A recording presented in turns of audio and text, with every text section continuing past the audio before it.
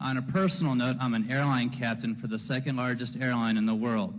And earlier, one of the speakers mentioned using drone technology to evaluate this project from the air.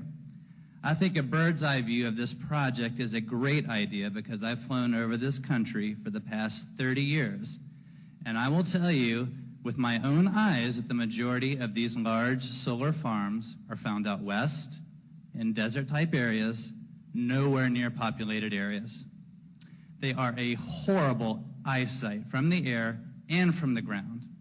I've never seen one near such a populated area, and none of them I've seen are a fraction the size of this project with my own eyes. Someone mentioned that the land will look better after S-Power is done with it than it does now. Are you kidding me? How can anyone say that?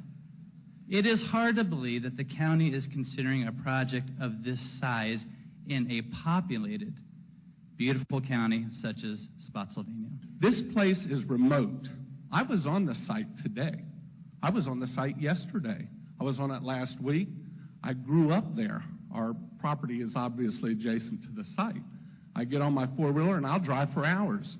There is no one back there. There are no roads back there. It's all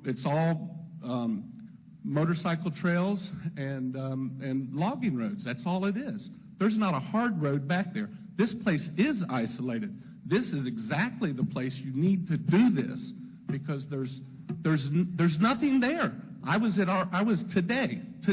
Earlier this afternoon, I was at our old farmhouse where nobody's lived for many years, and I could look out and see that substation.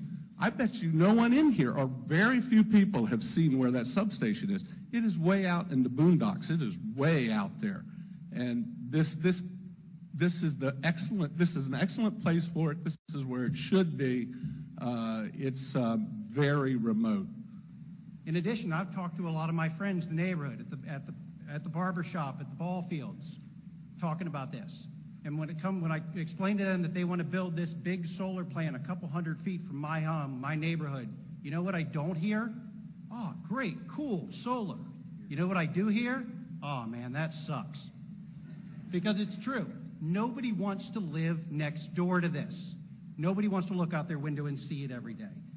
With a county objective of attracting future commercial and industrial companies to Spotsylvania, I think that the existence of the S-Power solar farm will be a tremendous asset to encourage other businesses to come to our county.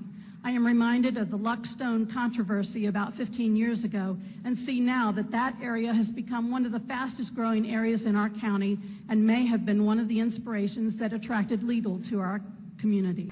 Here's what I know. I've been fighting to do the right thing since I got elected into this office, and the right thing for you to do is blatantly clear tonight. And I would hope that you would vote no on this project till you get all the facts and understand the backstory on this thing. Thank you, Mr. Chairman. Mr. Chair, Mr. Benton.